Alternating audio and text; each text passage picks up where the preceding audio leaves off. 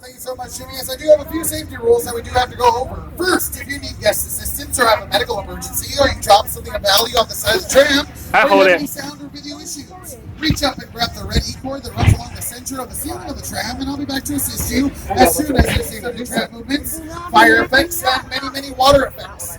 You'll want to have your cameras out for great photo opportunities, but keep an eye on them so they don't get wet. Finally, for the safety of those around you, please do not use selfie sticks while on board. All right, everybody, we are now heading into our front lot area. If you look on the right-hand side of the tram, we'll be going down our movie timeline. Now, those movie posters are just a small fraction of the thousands of movies that we have done after being in business for over 100 years. That's right, you heard me correctly, everybody. Our opening day was more than 100 years ago. Take a look at your monitors. I'm going to show you some pictures of that day. There is our founder, Carl Lindley, the wonderful gentleman. Now, Timmy is having that picture, and when he opened our doors, he dubbed us Universal City, the strangest city in the world, and honestly, that's because we have everything a major city needs. We have our own medical services, our own sheriff substation, we have our own post office, and right now, my friends, on your right-hand side, we're going by our very own fire station. That is not a movie set, everybody. Those are legit first responders that take care of us every single day here in Universal City. We have our own post office and our own zip code, and finally, the last thing that makes us legit, yeah, we got 2 Starbucks and a coffee bean, so I think we qualify. But with the creation of our streaming service, everybody, movies and television are more in demand now than ever. That one's the Apollo 13 land on the moon. Are you cold? You know? You're cold to take your jacket. But also on your left-hand side, in just a little bit, everybody, you're going to be seeing our oldest and biggest soundstage, and that's going to be Soundstage 12.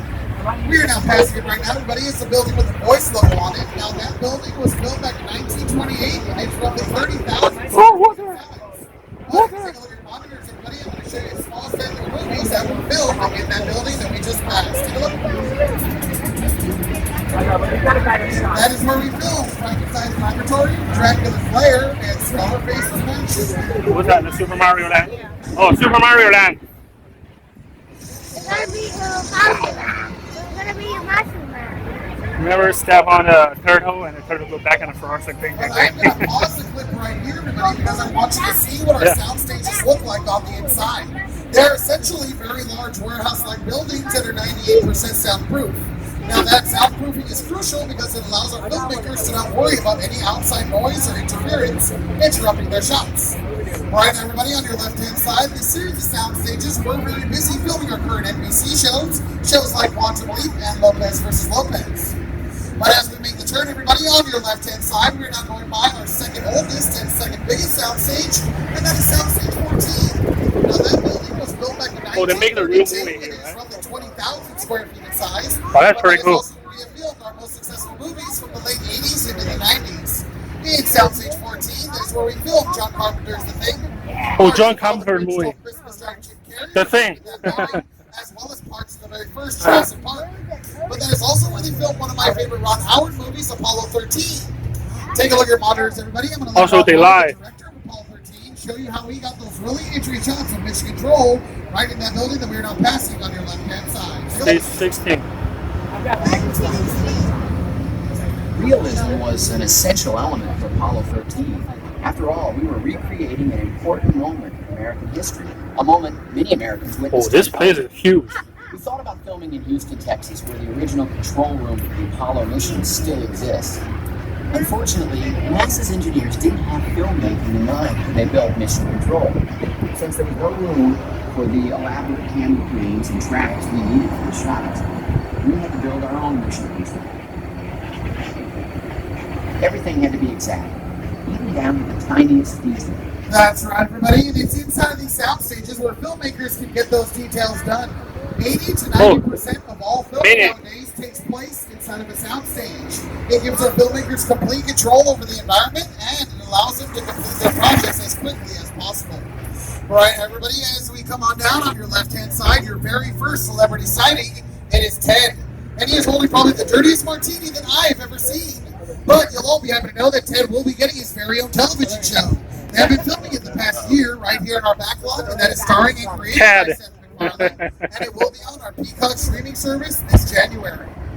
Well, right behind Ted, everybody, on your left-hand side, these buildings are known as our production bungalows, but back in the old days, these were the dressing rooms to some big-time actors and actresses like Lucille Ball, Doris Day, Rock Hudson, and Jimmy Stewart.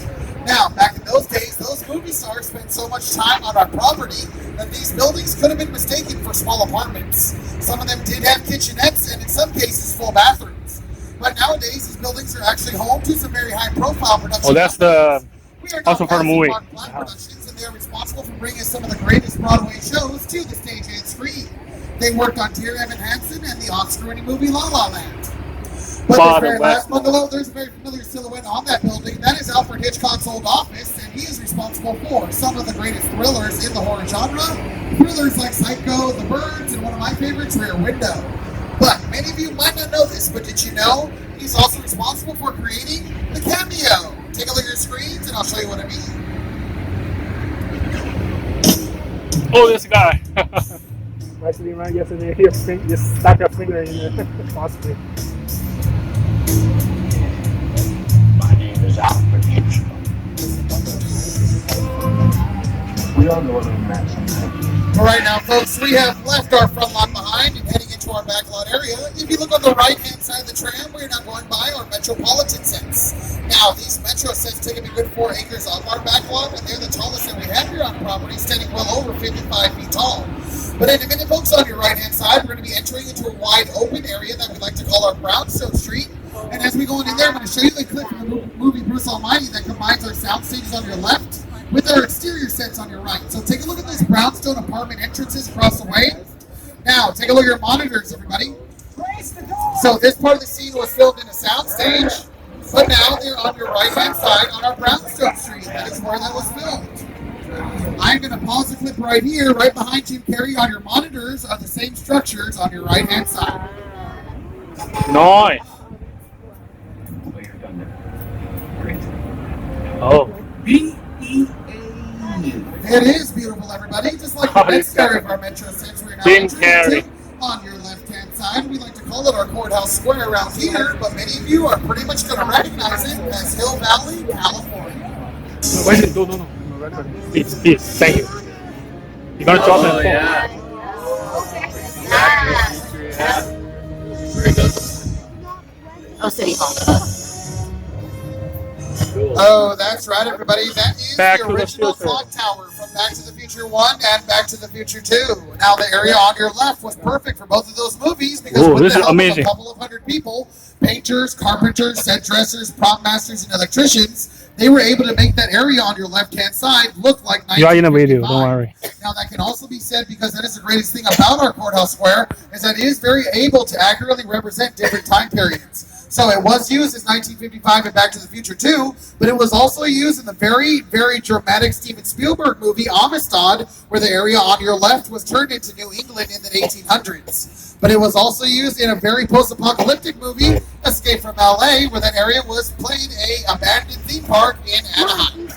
Right now, folks, on your right-hand side, this alleyway that we're passing, this is where Andrew Garfield learned how to wall crawl for the Amazing Spider-Man. Whoa. Spider-Man, We're Wesley. making the turn, everybody, leaving our small town USA, and I can now welcome you to the Made big a movie city. from this Welcome building. to our New York Street, everybody. Now, this area has everything you would need for a shop in the Big Apple. It has its own theater district, its own financial district, and even has its own Macy's. Now, one movie I like to say that was filmed in our New York Street was Captain America: The First Avenger. This scene where Captain America has taken the formula and he's chasing the Hydra agent driving the taxi. When you see him jump on top of the taxi, that was filmed right here on the street that we are on right now. Now, I was born and raised in Southern California, so I don't know New York that well, but I know somebody that got to start there. I'll let him tell you a little bit more about it. Jimmy, it's all yours, buddy. Take it away. Hey everyone, welcome to New York. I got my start right here in New York on Saturday Night Live. This is actually my old neighborhood. Once got mugged over there. An old woman, tough lady. This is my favorite hot dog guy. Hey buddy, how's it going? Remember me? No. Just like old times. Gotta love New York City. Hey, I'm walking here. It's cool, guys. I was just walking here. So it's not exactly New York, but a lot of times when you see New York in the movies, it was shot They right made here in at New York Universal to Metro stay here. sets. If you can make it here, you can make it anywhere. Even if In you New make York, it here huh? on Universal Lot.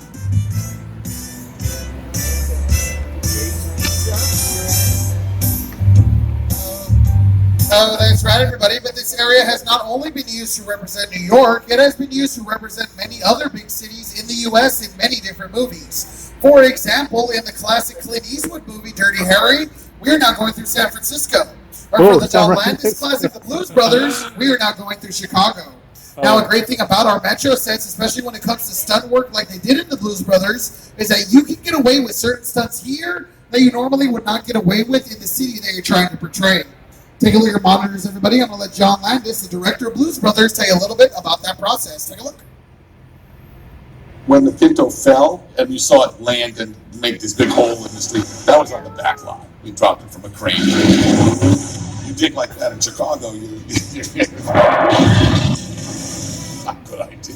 When people ask me of all of the movies I've ever done, what was the most satisfying, the most fun, I've got to say Blues Brothers. We got to sing, we got to dance, got to drive, and trained with the best stunt people in the world, and got to be an actor and a writer. So it was a good piece of work. Danny called John America's Guest because just he walked in anybody's house. During the shooting of the movie, John was missing, we couldn't find him. Danny went off looking for him, saw a light on in this one house, and knocked on the door.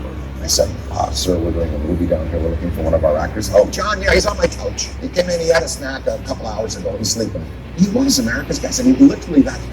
What a crazy story, everybody. But right now, folks, before we leave out of our metro area, I do want to let you know that one of the most popular shows on our Peacock streaming service that has filmed in our metro area is the show Bel-Air, which is a dramatic retelling of the 90s sitcom Fresh Prince Bel-Air. Keep looking at those monitors, everybody. I'm going to let two of the cast members tell you what it's like to film on our very historic backlot. Gentlemen, take it away. You just got me water when you get the water is you put egg on the cheese. You put cheese on the eggs, on the cheese. That's right. Whoa, how many seats do you think are in there? I don't know. It's bound to be a lot. Man, we could probably fit the whole Bel-Air cast and crew in there. You know, we gotta get one of these for the mansion. And for sure, you're lucky for y'all. The Banks family mansion lives right here on the Universal lot. Right. Some of Bel-Air's most pivotal scenes have been filmed right here.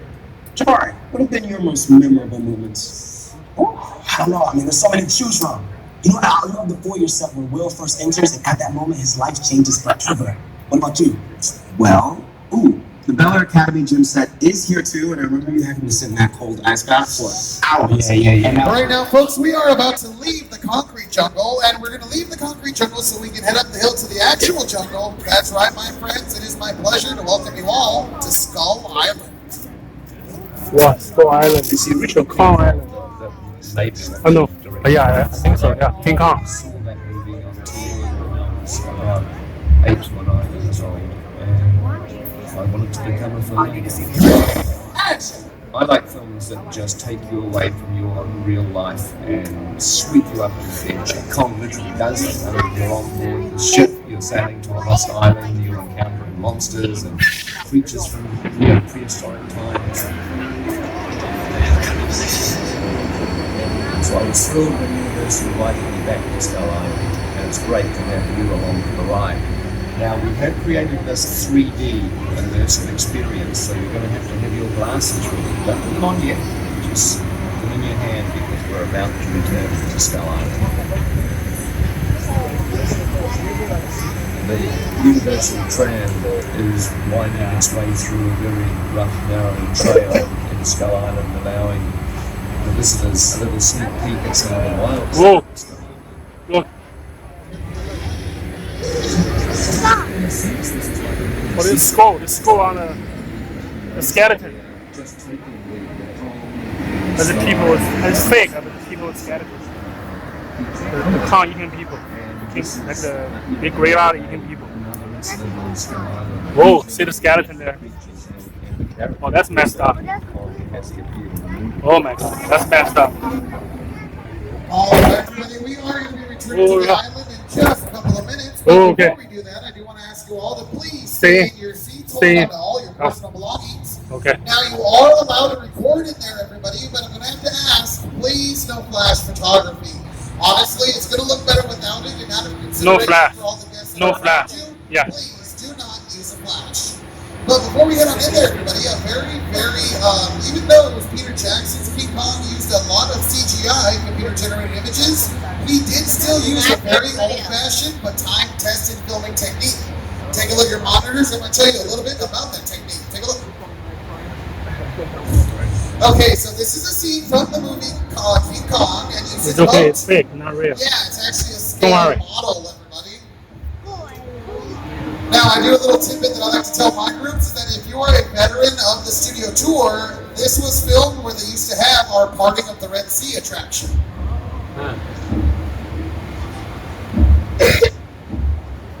Oh, I remember this one. That big boat got crashed. This is my favorite part of the clip. So that is a real life boat.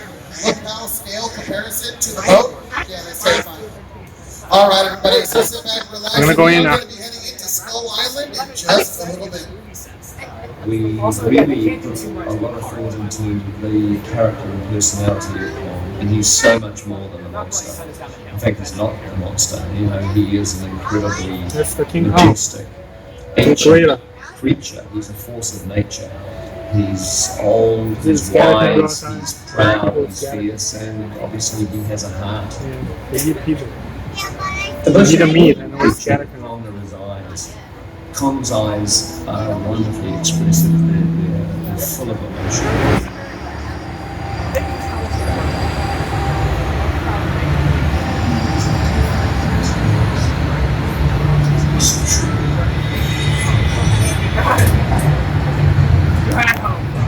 Hold it tight. Hold it tight.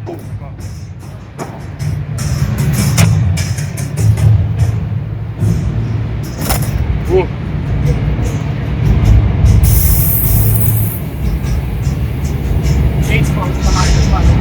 Ooh.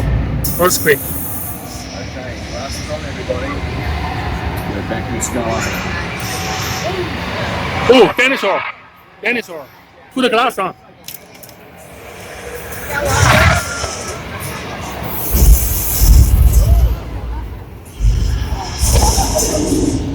You can't see the glass. Put it down. Keep dropping the glass.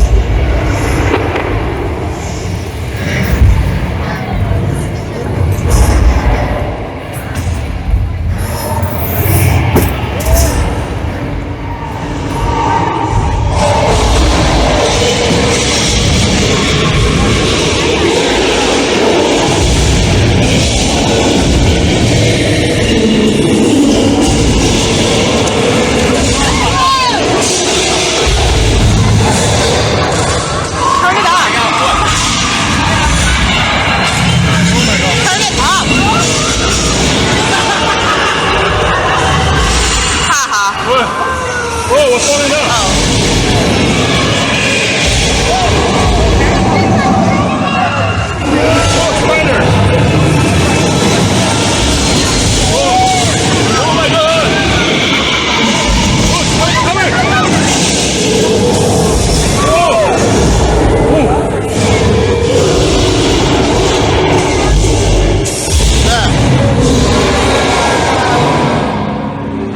Oh, ladies and gentlemen, Nice. make some noise for King Kong 360. I just finally hit the glasses. They're over 40 feet tall and over 180 feet wide. No, when you drop his glasses. They're responsible for some of the greatest motion capture and computer effects in cinema today. Working on such movies What's like in Spider? Infinity War, the Avatar, The water going on and face one of my again. favorite trilogies, The Lord of the Rings. It's so precious to me. It looks like I'm washing my hands. Oh, oh my gosh. Over our car times. Keep calling out my friends. Yeah.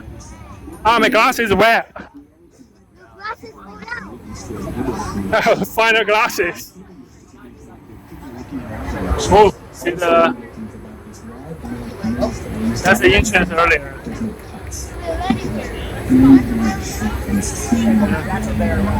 Oh, Logan's leave. I did not see Logan's leave.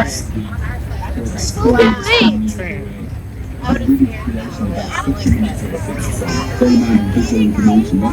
See the train?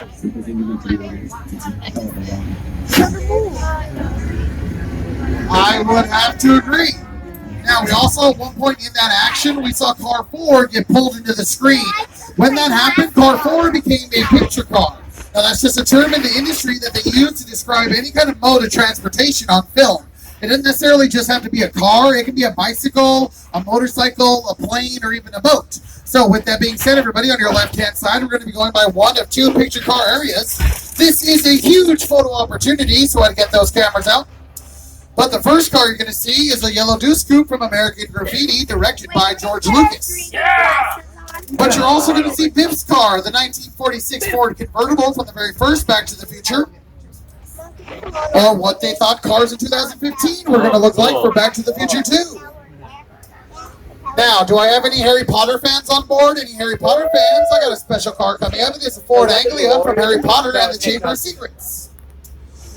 But I also have a unique vehicle coming up, and that is the gyrosphere from the very first Jurassic World. And what I want you to notice about the gyrosphere is that there is no glass around it. And a little bit of movie magic, there never was. If there was actual glass around that vehicle, it would have reflected everything. So you would have saw the crew, the camera. That's not a good look. So it was actually digitally inserted in the post-production phase. When you make a movie, you have to go through 3 phases. Pre-production, the actual filming of the production, and then post-production. In that last phase, post-production, that's where all the sound effects, editing, and CGI, computer-generated images are all inserted into a movie, and that's where they put the glass for the gyrosphere. I really thought it was real that whole time. Nope, that was all movie magic, everybody. But as you can see, everybody, I did mention that it doesn't have to be a car to be a picture car. We do have the boat from Jordan Peele's Us, the Crawdaddy, on your left-hand side. But you're also going to see in a little bit, Cars 2, 3, and 4, you're going to see a tank from the Transformers franchise.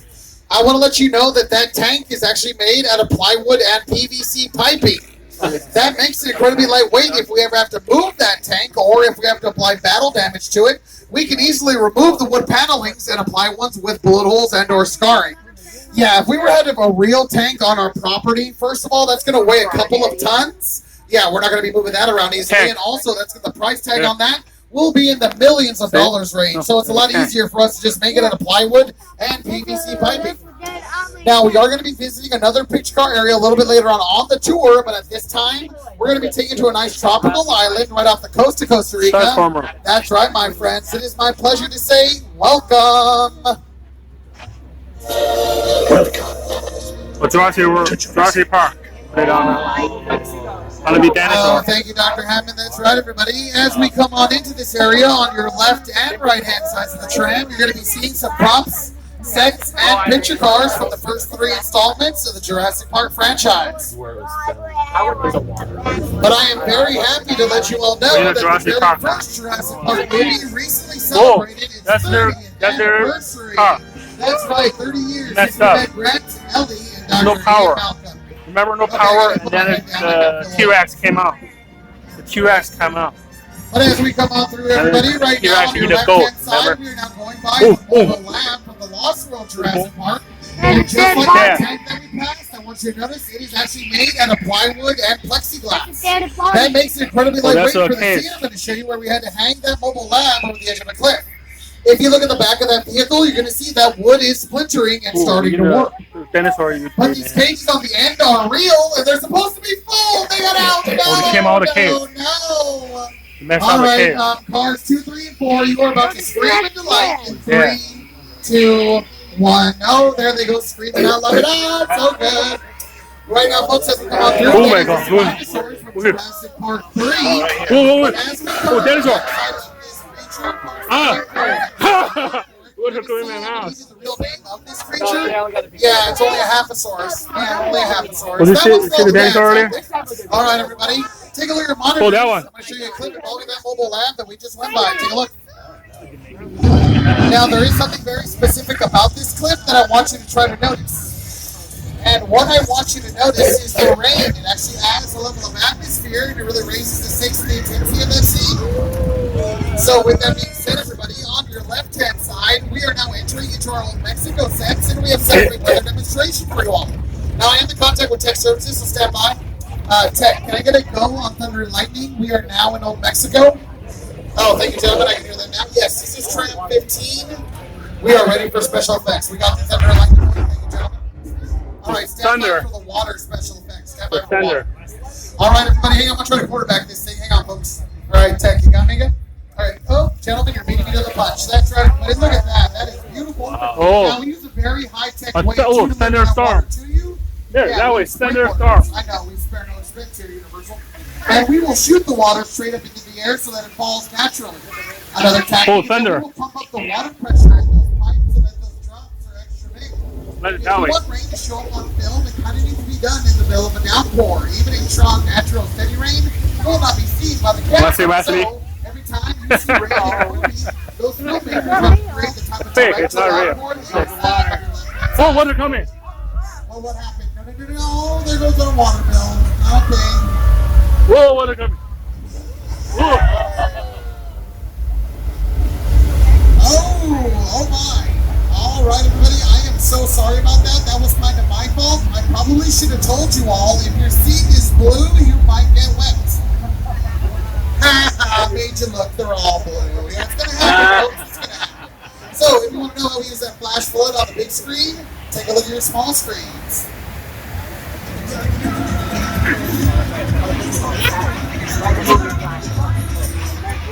Caddy. Caddy.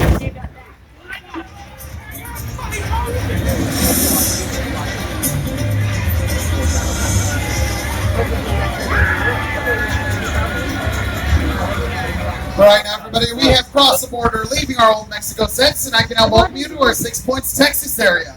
Now, these Western sets are the oldest on our backlot, mainly used during our silent film days, but we're still getting a lot of use out of this area even today. The last movie to film here was Once Upon a Time in Hollywood, starring Leonardo DiCaprio and Brad Pitt.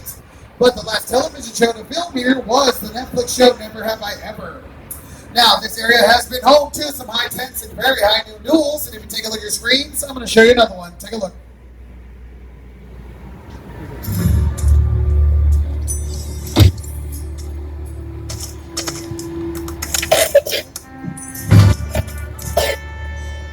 This town ain't big enough for the both of us, Jimmy Fallon. Well, I ain't going anywhere, Jimmy Fallon.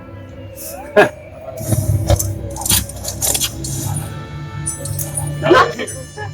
Us folks in this town don't want no trouble. They just want to check out 6 Points, one of the oldest sets on the Universal line. I hear this where John Wayne and Jimmy Stewart shot a few of their westerns. That's right. That's where I aim to shoot you. Looks like we got ourselves a Mexican standoff. Lucky shot. Now what say you mount up and get out of town while the getting's good? All right. Well, I'll see you again, Fallon. Or you can count on it, pal. Again. This is the beginning of a beautiful friendship. All right, everybody. So right now, as we leave this area, take a look on your left-hand side. You're going to be seeing a very large body of water. We like to call that our Park Lake around here, but back in the old days, we used to refer to that as the Hollywood Ocean. And if you ever needed like a big boat scene, paddle boarding, or even a swimming scene, we had you covered right there. But no matter how many projects go by and how many things are filmed on our Park Lake, to me, it will always be the Black Lagoon.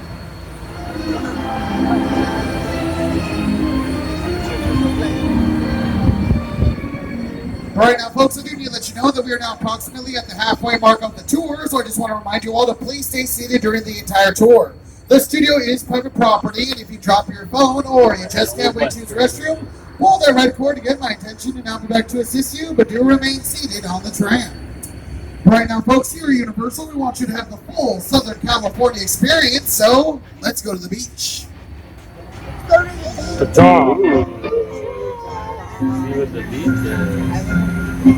Oh, that's right, everybody. We are now entering into Amity Island on your right-hand side. Now, the good folks of Amity have been dealing with a man-eater, but he has been caught and he's on display. We do have some of the best fishermen around, but I do see the police boat in the water, so that tells me that George might be in there just doing one last-minute sweep, just to make sure that it is safe for anybody that does want to go take a dip, that they can. Well, let me try What's to all get the sock? The sock is over there. I need to get George on the radio. Hang on, everybody. Hey, George, can I get a copy, buddy? Where are you? George, seriously, can you please? Why are you still in the water, George? Swim! Swim, George, please! Oh, no, George!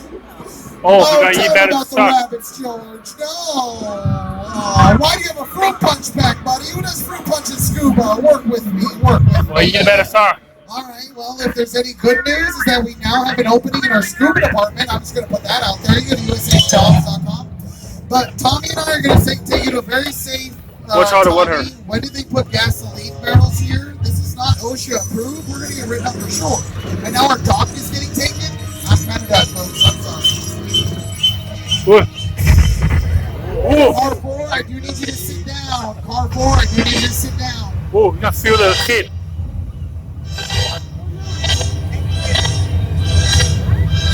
Gonna be a big explosion. Oh crap! Move back a little. Yeah. What the hell? Oh man!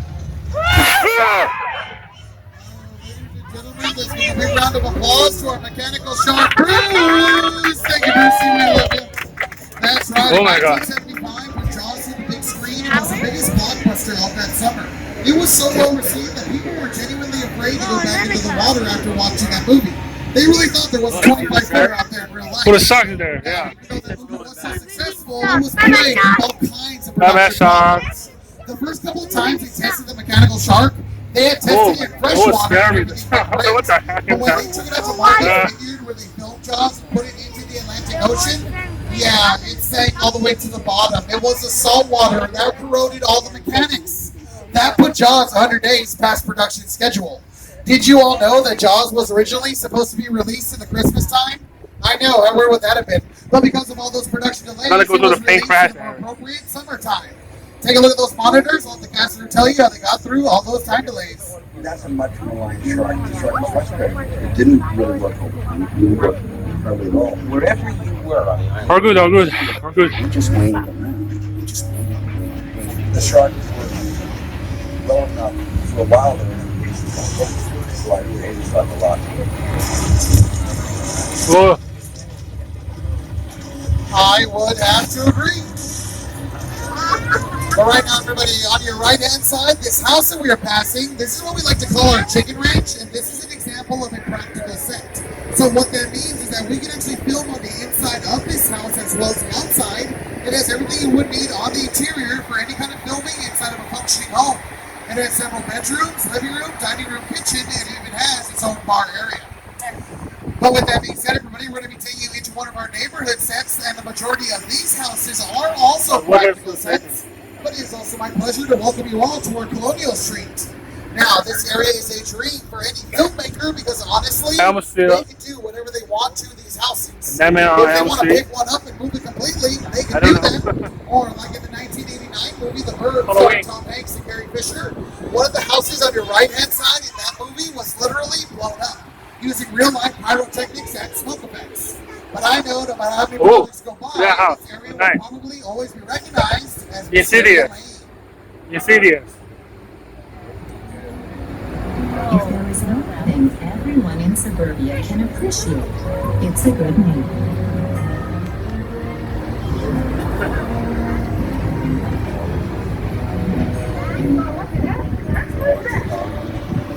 Oh, that's right, everybody. This is where they filmed all 8 seasons of Desperate Housewives. Now, the most recent project to be filmed here in our Colonial Street was the Amazon Prime movie Candy Cane Lane, starring Eddie Murphy. But right now, folks, as we come on through, on your right-hand side, this house that we're passing, this was used in the Netflix show Never Have I Ever. That is where the main character Davey lives. And right next door to that, this lilac-colored house, this is the original Munsters house. That is 1313 Mockingbird Lane.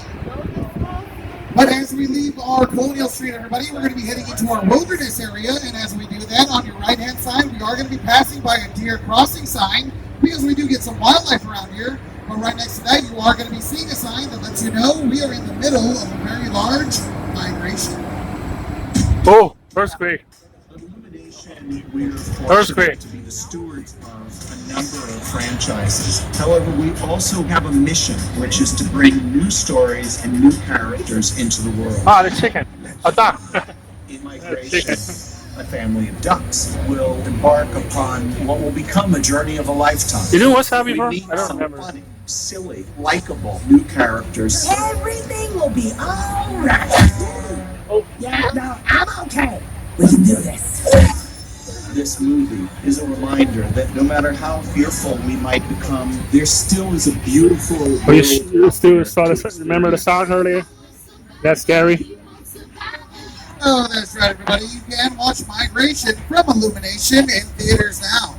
Right now, folks, I do need to let you know that we are now approximately 15 minutes from the end of the tour, and we'll be returning to the theme park shortly. Please pull that red cord if you need any assistance, and do remain seated at all times. Right now, everybody, as we make the turn, we're going to be visiting our second area of picture cars. Now, these picture cars are going to show up on your right-hand side, everybody, but one car that I think my younger guests are going to recognize, and that is Bumblebee! That's right, the 2012 Chevrolet Camaro from the Transformers franchise, but you're also going to see Dominic Toretto's Black Dodge Charger. Now, I know this seems like a really weird area to have a parking lot, but when you consider the neighbors, honestly, it kind of makes sense. If anybody needs a place to stay for the night, well, we got you covered. Oh, nice. Welcome to the Bates Motel.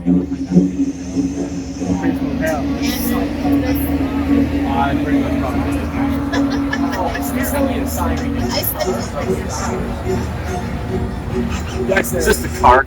Oh, Bates Motel. I can read That is the Bates Motel. Everybody run by Whoa, my look. good friend Norman Bates. Oh, that's I've been crazy. trying to give him some advice on my lunch breaks. Oh, look, everybody. What's Speak it? of the devil Look at me. himself. No pun intended, but that is my You're at a favorite Bates one. Motel. So, like I said, I've been trying to give him some advice on my lunch breaks about really how to boost occupancy for his establishment. So I've been talking about maybe a better concierge service or maybe a better continental breakfast because honestly, sandwiches and milk doesn't really cut it nowadays. But I'm not sure what he's doing right now. It's kind of way past checkout. Oh, Norman, work with me. Oh, dead body. That's not concierge service, buddy. Dead All right, body. everybody, that's just wig covered laundry. Nothing to worry They put about. dead Just body in the wig-covered car. laundry. He hasn't noticed this yet. Never mind. Hi, buddy. Yep. Nope, we didn't see a thing. You're good. All right, we gotta go. That is not a hair dryer. Okay? Oh, he got a knife. Oh, he got a knife. He got a knife. Cars 3 and 4, just wait. Right.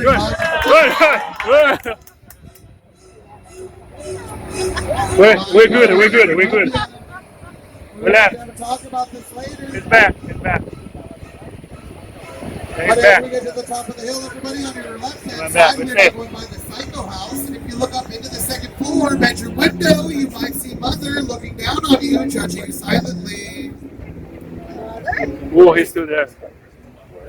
Now, welcome to the biggest disaster zone, everybody, on our back lot. This is the War of the Worlds. War of the Worlds, what is it? Oh my god, a crash plane. The chop here.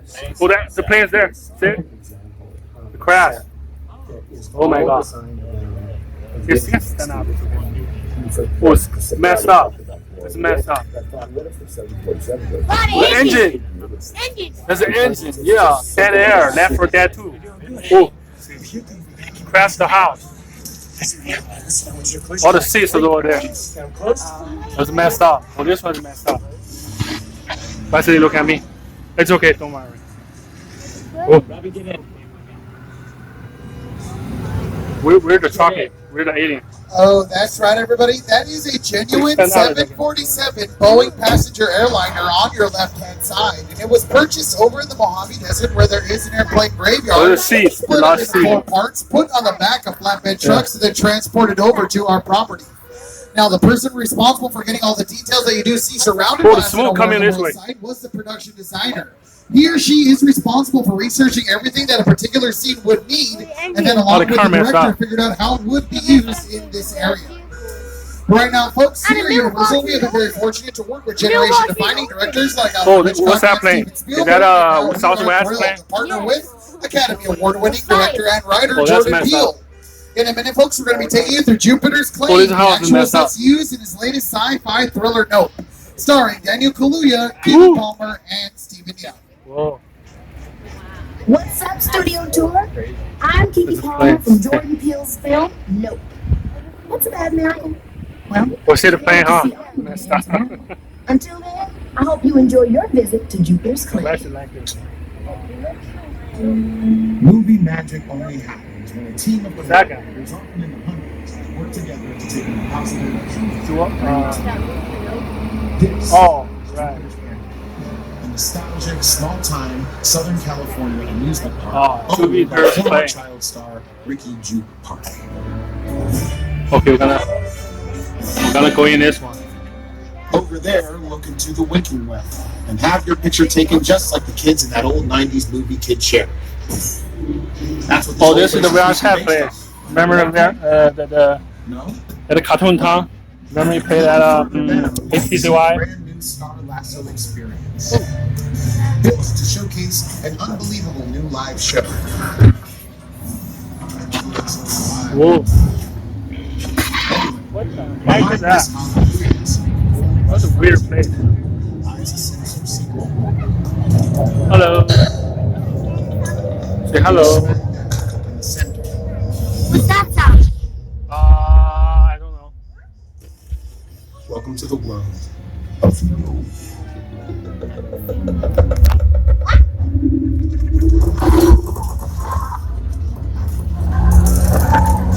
What's that sound?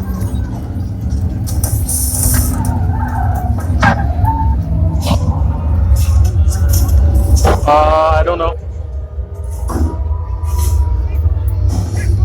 Okay, so I can see all the way back to car 4 no. by a show of hands. No. Who here has actually seen No?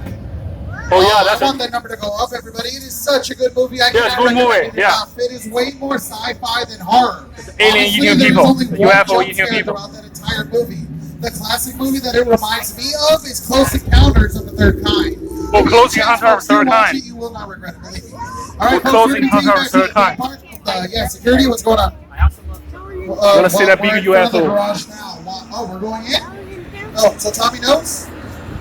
I understand Okay, completely. play it All on right, we gotta head into Sullivan's garage right now. I have a suspicion of why we're going in here, but I don't want to confirm anything yet.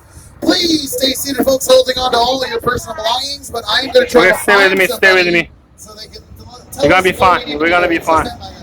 Stay with me. All right, how about this channel? Is there anybody on this channel? Copy. Nope. Okay, how about channel 77? Copy. Oh my god. Anybody? Here we go. What's going on? Where's Doc?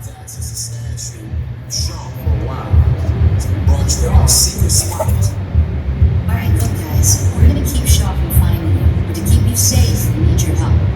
We don't want the syndicate tracking us here, so put away your cameras and turn off your cell phones. One flash or one ringtone can give us away. I need y'all to take this real serious. Okay, pull into the next bin and meet me in there. All right, everybody. We are going to be heading into this next area. Stand by, guys.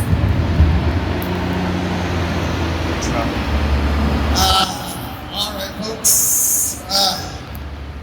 Whoa, where are so many cars? So, everybody, we are going to be having to leave this area. And yeah, I'm very sorry, folks. That was fast. And if I were you, I would be furious. I'm sorry about that, everybody. We are going to have to stand by, guys. Hang on 1 second. I don't want to give you false information. Stand by, everybody. What's going on? It's okay, Wesley. Don't worry. It's okay. This is Agent Novak with an FBI alert about individual. All right, everybody. I am so sorry about that, folks. But yes, we are going to have to exit our Fast and the Furious area. Oh, nice. All right, everybody. I do apologize for that, folks, but that is where our tour is going to be ending for this one. We're going to be having to head back to the theme park, everybody. I do apologize about that. I do appreciate your patience. But I hope you did have a good time on my tour, everybody, and learned about movie magic. But if we could get a round of applause for our driver, Tommy. Let's give him a big round of applause. So grateful for him, because without him, we wouldn't be walking. No fun, everybody. All right, folks. So, yes, we're going to be heading back to the theme park. Once again, I do apologize for that inconvenience, and I do hope you enjoyed my tour. But I do need to let you all know that if you are a pass holder, thanks so much for being with us today. If you're not a pass holder, that's all right. Just go to Universal Studios box office or any of our upgrade kiosks to see how you can turn today's ticket into an annual pass, so you can come back again and again. If you would like to purchase any of the movies that you now see on your screen, please go to UPH.com. We're good now. Good now. You can put down your hand. Our retailers here on property, and they can give you some more info on how to get what those happened? We got When you get a chance, everybody, try to download the Universal Studios Hollywood app. That's going to give you up-to-the-minute wait times for all of our rides, all featured showtime for our Waterworld Stunt Show, a live SeaWorld spectacular, and it will give you all featured showtime for our nighttime Christmas shows, The Magic of Christmas at Hogwarts, which is a light show on the Hogwarts Castle in the Harry Potter land, And our Christmas tree lighting Gotta ceremony. go Harry Potter now. All those showtimes can be found through the Universal Studios Hollywood app. On behalf of myself, Vincent, your tour guide, Tommy, our driver, and the rest of NBC Universal, we hope you have a great rest of your day at Universal Studios Hollywood, the entertainment capital of LA. And as we say in the business, folks, that is a wrap. Time to rock and roll. Bring the noise. Way out here. Alright guys, so this is a blues riff of me. Watch me for the changes and try to keep up, okay? 1, 2, 1, 2, 3, 4.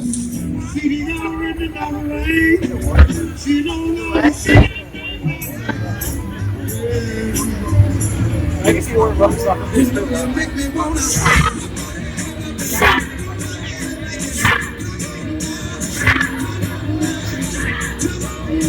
Oh my gosh.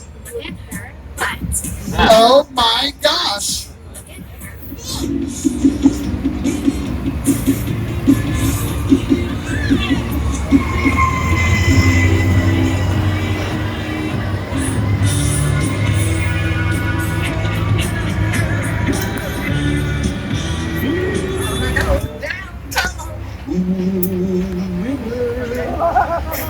All right, everybody, please stay seated until the tram comes to a complete stop and your gates are up. When your gates do come up, you're good to go. Please put all 3D glasses into the blue bin just outside of those gates, and I do hope you have a great rest of your day in the park, folks. Once again, I do apologize for that ending, and I do hope you have a great time in the park. Bye, guys. Have fun. See ya. John.